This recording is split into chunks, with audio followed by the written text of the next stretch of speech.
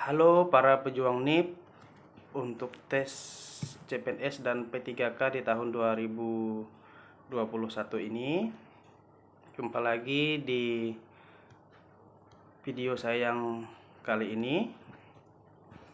Kali ini saya akan menyampaikan pengalaman materi atau soal di tes SKD yang berkaitan dengan TIU atau tes intelijen umum ya. Saya minta teman-teman yang belum subscribe jangan lupa subscribe-nya, berikan komentarnya, share dan sukailah konten saya ini.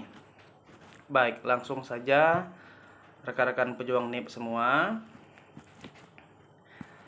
Kita sama-sama mengetahui bahwa tes CPNS tahun ini soal untuk TIU itu berjumlah 35 soal. Dengan passing grade-nya itu rekan-rekan mengetahui bahwa passing grade-nya adalah 80.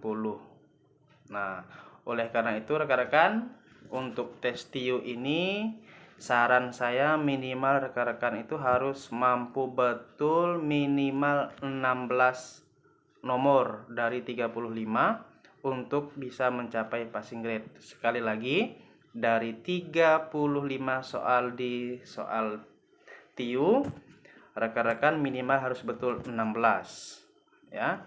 Sisanya itu menyesuaikan dengan waktu. Kalau waktu masih ada ya berarti silahkan dikerjakan dengan baik.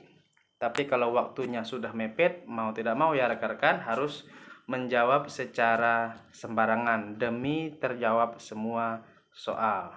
Nah, karena ingat soal tes SKD ada 110 soal, waktunya 100 menit. Berarti minimal satu soal itu 40 atau 50 detik. Itu pun kalau mampu dikejar. Baik, untuk pengalaman saya di materi dan soal TIU di tahun 2019, awalnya saya berpikir bahwa soal TIU itu adalah soal hitung-hitungan yang begitu rumit. Tetapi ternyata tidak. Soal TIU itu bukan rumus seperti yang ada di pelajaran matematika. Ketika mengikuti tes CPNS tahun 2019, saya pernah juga berkonsultasi, bahkan minta diajari oleh rekan guru, minta diajari rumus matematika. Namun pada kenyataannya semuanya itu tidak ada yang keluar atau kosong ya rekan-rekan.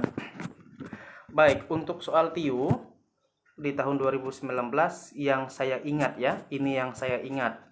Bukan semuanya, tapi ini hanya sebagian yang saya ingat karena sudah hampir 2 tahun ya. Yang pertama, soal TIU itu berkaitan dengan antonim dan sinonim.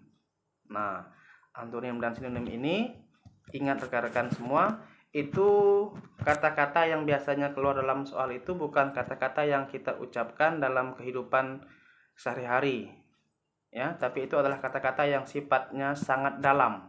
Memang agak susah. Biasanya soal antonim dan sinonim ini bisa sampai 3 bahkan sampai 5 soal. Banyak ya. Terus yang kedua, pengalaman untuk soal TIU ini berkaitan dengan pengelompokan kata. Jadi kita diminta untuk memilih kata-kata mana yang sesuai dan mana yang tidak sesuai. Yang saya masih ingat contohnya seperti ini ya, soalnya di nomor soal itu dituliskan berbagai macam jenis sayuran dan buah. Nah, misalnya di situ di soal nomor 7 misal ya, dituliskan ada sawi, bayam, pakis, kacang, dan apel. Di bawahnya langsung dikasih pilihan. Nah, kira-kira rekan-rekan mungkin akan bingung, apa pertanyaannya? Nah, kalau ketemu yang seperti ini ada sawi, bayam, pakis, kacang, dan apel, berarti kita harus berpikir sendiri. Dari kelima ini mana yang berbeda? Nah, sudah jelas ya rekan-rekan, kalau ketemu seperti ini yang berbeda itu adalah apel. Berarti jawabannya adalah apel. Karena yang keempatnya itu bersifat sayuran. ya, sedangkan apel itu sudah kategori buah. Nah, yang soal-soal seperti ini biasanya hampir sampai dengan 5 soal itu. Contoh yang kedua dari pengelompokan kata misalnya adalah pulpen, pensil, penggaris, stabilo, dan piring. Nah, kira-kira dari pilihan ini itu mana yang katanya atau kata bendanya itu berbeda dari yang lain. Nah, jadi sifatnya seperti itu. Terus yang ketiga yang pernah saya alami di tes tahun 2019 itu berkaitan dengan deret angka. Nah, deret angka ini rekan-rekan harus ingat, ini biasanya soalnya bisa sampai dengan 10. Banyak deret angka, baik deret angka yang berupa 1 sampai dengan 9 maupun A sampai Z. Contohnya misalnya ada angka di soalnya tertulis angka 1, 3, 5, 7. Berarti di ujungnya nanti kira-kira apa? Atau misalnya kalau yang menggunakan abjad misalnya adalah huruf A, D, dan G. Nah, kira-kira kedepannya apa? Nah, seperti ini banyak. Jadi teman-teman silahkan cari tutorialnya, cara belajarnya di YouTube ya, yang deret angka seperti ini karena banyak keluar. Terus yang berikutnya ini yang soal tidak diduga, tidak disangka dan tidak ada di materi apapun. Ini adalah materi yang berkaitan dengan cermin. Nah, biasanya soal cermin ini bisa sampai dengan 6 soal. Ya, soal cermin. Jadi kita ini hanya menitik beratkan pada pandangan kita untuk melihat gambar dari cermin. Nah, saya kasih contoh seperti ini ya teman-teman. Nah, saya pakai sisir. Ini misalnya cermin. Nah, ada gambar pulpen seperti ini. Nanti pertanyaannya hasil dari gambar cermin tersebut adalah. Nah, mungkin nanti di pilihan A seperti ini, di pilihan B seperti ini, di pilihan C seperti ini, di pilihan yang D mungkin dia begini, di pilihan yang E begini. Nah, kira-kira teman-teman nanti bisa mengamati sendiri bagaimana gambar dari cermin yang ada di soal itu, ya. Terus yang berikutnya ini ada berkaitan dengan gambar yang berupa soal. Nah, nanti kita akan diberikan di soal itu berupa sebuah gambar, ya. Misalnya di nomor 20.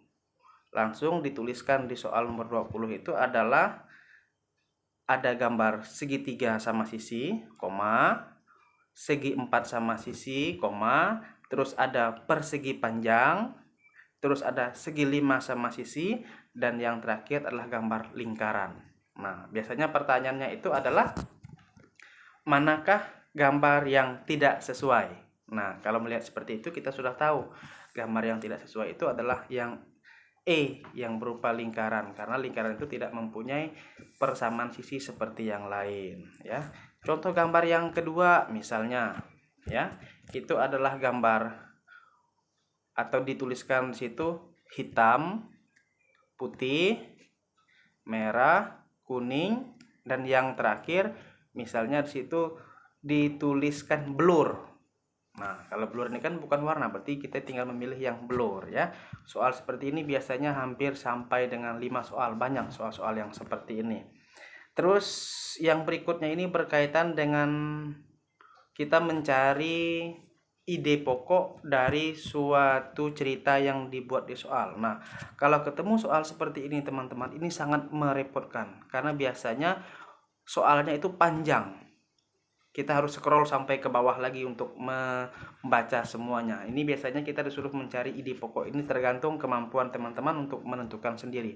Saran saya tidak usah dibaca semua, ambil di atas atau paling bawah. Itu biasanya ide pokoknya muncul di situ. Ya.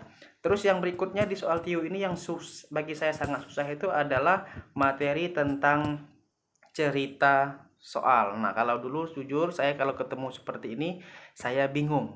Saya tidak bisa memberikan pemahaman, memberikan jawaban yang baik rasanya, ya. Contohnya seperti ini. Rina pergi pukul 6 pagi dan sampai pukul 10 pagi. Sedangkan Rike berangkat jam 10 pagi sampai jam 3 sore. Nah, perbedaan waktu antara mereka berdua dan sebagainya itu bagi saya itu jujur sangat sulit. Nah, kalau teman-teman ingin memahami materi yang seperti ini, silahkan cari materi sendiri di YouTube atau orang-orang yang memberikan materi dengan baik, karena jujur saya tidak paham materi yang seperti ini ya. Terus yang berikutnya biasanya ini ada yang berkaitan dengan materi yang bagi saya sangat sulit. Makanya dulu kalau materi yang seperti ini saya biasanya lewatkan dulu. Saya hanya fokus mengejar yang mudah atau mengejar untuk mampu benar 16 soal. Ini berkaitan dengan cerita-cerita atau soal yang seperti ini ya. Pepaya masak berwarna kuning.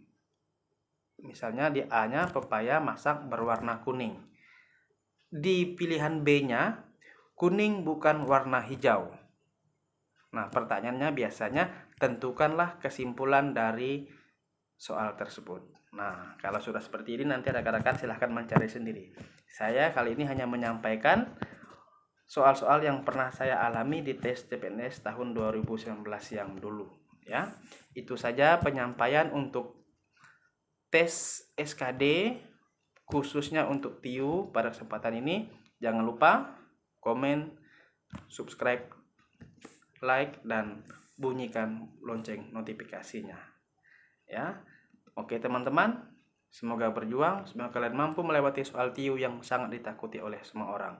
Salam pejuang NIP.